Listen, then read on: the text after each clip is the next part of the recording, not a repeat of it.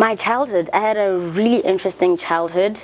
I was an extremely energetic child from day one, and my parents expected so much from me. I mean, even when I was at school, I was a straight A student from day one up until I finished my Form 5. So they really expected a lot from me, and they had dreams of me being a doctor, a lawyer, and I was okay with that. I felt like I would go into a profession of helping people. Could have been law, could have been a neurosurgeon like I wanted to be.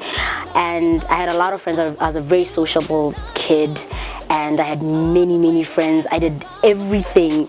At one point I was the captain of the basketball team, the captain of the debate team, captain of the English club.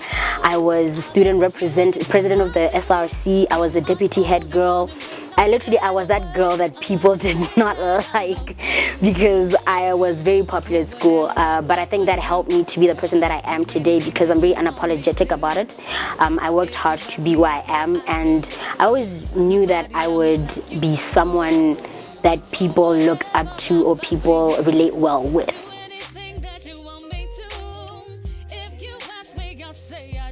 I didn't see my life in the public eye. There was a point where I wanted to be a TV presenter, but I thought to myself, no, you can't be a TV presenter. Like, that's like a lot of work. Like, everything of yours has to be in the public eye. And I just thought I could just do something very subtle, of course, but working with people and not necessarily have to be in their faces. Growing up, I started realizing that there's certain gifts that you're given that you can't ignore. There's certain talents that you're given that you can't exactly cultivate and grow. So I did that, and this is where I am. Very funny story. I did a couple of interviews for Yarne FM on a slot called Youth Affairs, and I was just the in-house psychologist. And their programs manager heard me one day, because then I started talking about basketball as well during like sports and stuff. He called me and said to me, "Have you ever thought about being on radio?" And I said to him, "No, radio is for people that did not go to school, and I'm currently pursuing my bachelor's degree in psychology, and I'm going to be a psychologist, you know."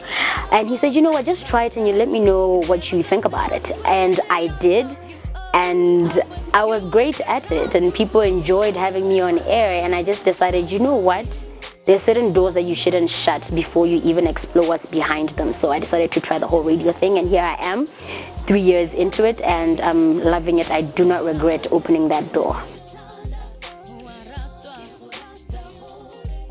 My highlight on radio is probably being able to interview Brandy Norwood. I met Brandy, and I have been watching Moesha all my childhood. So meeting her and just, having fun with her. I got to hang out with her as well. So, meeting all the celebrities, obviously, the people that you look up to, the people that you listen to as well, is probably my highlight of radio. And of course, getting to work with Sky Girls Botswana, because that opened up so many doors. I met so many young girls, and I'm working with currently, and that has just, it has shown me so much about being human and being a woman and being a role model. A few days ago, I was going through my memory box. It's got all my pictures and just things from my childhood, and I found a report card from my grade 2. I went to school in Zim in Bulawayo, and I saw this report card, and it was saying how I'm such a good student and I always thrive on all sporting activities. I'd never seen this. This was the first time that I've seen this report card, and I looked and I said, so I've always destined to be in sport, and that's what I did. I've always loved being a very active person because I had issues with my weight when I was younger, and I thought the only way I could battle being such a child, I was really chubby. The only way I can battle this chubbiness and at least get to like a nice, curvaceous woman is if I did sport. And I loved it. I love sweating. It brings so much joy to be in pain. And with that, I met a lot of young women. I trained in basketball. I worked with King's Foundation and King's Camps. I managed King's Camps at one point when I got to work with children and girls and, just helping them. I was a big sister to so many girls.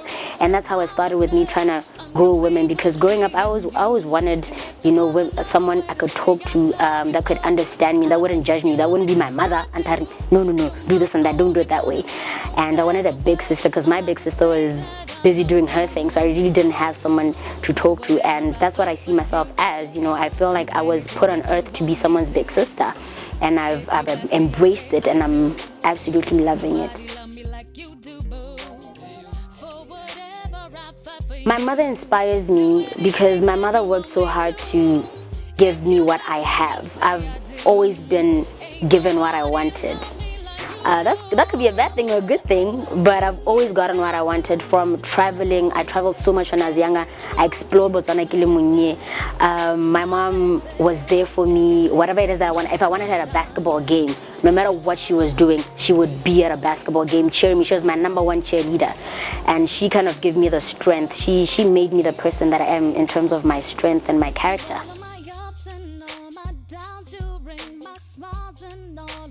People always assume that I rose so quick in my career. I mean, I was straight from training at Yarn FM. I trained for about 8 months straight into the drive time show with Dollar Mac, and that's like a huge show. Being on the afternoon drive show is a huge show, and I was a newbie, and there were all these rumors that, I probably slept with one of the bosses, or I'm seeing someone on the side. It's always these rumors that you're doing something with someone. It's never about your work and your work ethic and how hard you've worked, and some of the trials and tribulations that you've been through to get there. And people don't know this, that I literally slept at Yarn FM before I got on that show. I was doing graveyard shifts from 2 to 4 in the morning.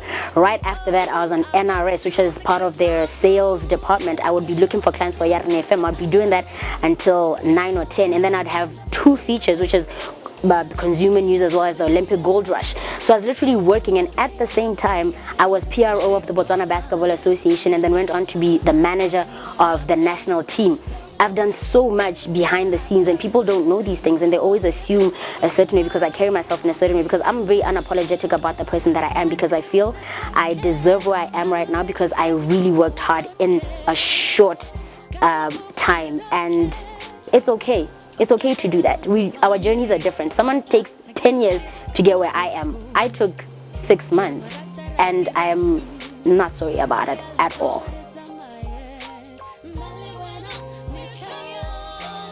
I have the most amazing gift that life could give me. I gave life to someone, and I look at it every day and say, she has my blood, and that this person will never need anyone as much as they need me, and there's no love as pure as that. And I look at her every day and I smile, and it's unbelievable. People say being a mother is hard, sleepless nights, and I'm very blessed because I haven't experienced that. My daughter is a very amazing human being. She sleeps when I sleep, she wakes up when I wake up. Hopefully that will go on and for the rest of her life. And it's changed me because now I see things from a different perspective, not as much as different as I did before, but now I see things a lot better. I love better, I care better, I bite my tongue before I say so many things because now I have an impressionable person right beside me. I don't get as angry as I used to. I take life as it comes because it's short. I don't know how long I'm going to be on earth for, and for as long as I'm here with my daughter, I'm going to make sure that every single day is an amazing day for her, because I don't want to leave too soon. And she has memories of, Mama used to cry, Mama was always upset about this and that. So every day for me is like a gift. It's amazing. I hit rock bottom when I was pregnant. It was a shock, honestly though. Yeah, finding out that I was pregnant was like, wow, okay, what am I gonna do now? And there's always this thing of, I'm in the media, I'm not married, and I'm having a baby. There's all sorts of these stories that are gonna come through, and I'm a role model to so many little girls. What are they gonna think about me? Oh, Zizi's having a baby out of wedlock. And I said to myself, you know what, you're a human being. Before you're a radio personality, before you're a role model, before you work with Sky Girls, before you work with any of the girls that you work with. And I hit rock bottom with that because I had to deal with so much media coverage about my pregnancy and the father of my child and what's going on with your personal life. Are you going to get married? And there was already drama about me and him and if we're together and all of that, and him not being there part of my pregnancy because there was so much going on. Me and him were arguing and all that stuff.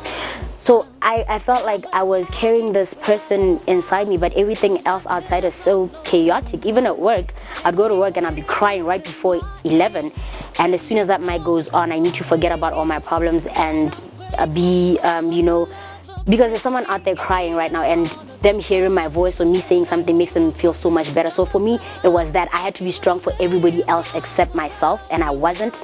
But I managed to get through because I thought to myself, I wouldn't have been given this child unless I could handle having her and balancing my career and going back to school to pursue my master's and everything else that came. So that's what kept me going. She did. Within myself, I knew there was a heart beating, and there was only one person who truly knew my heartbeat, and she deserved so much better than me being in that state.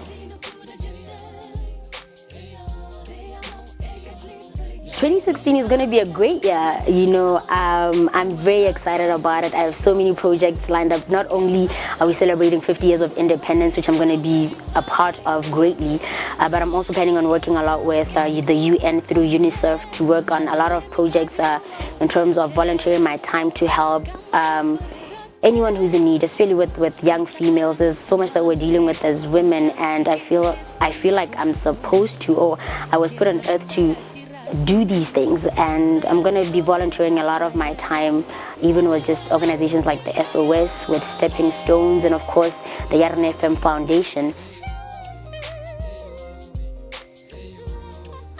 Advice that I give to my 15-year-old self is, don't second guess yourself. Everything that you want, you will get, as long as you have faith in it and as long as you work hard.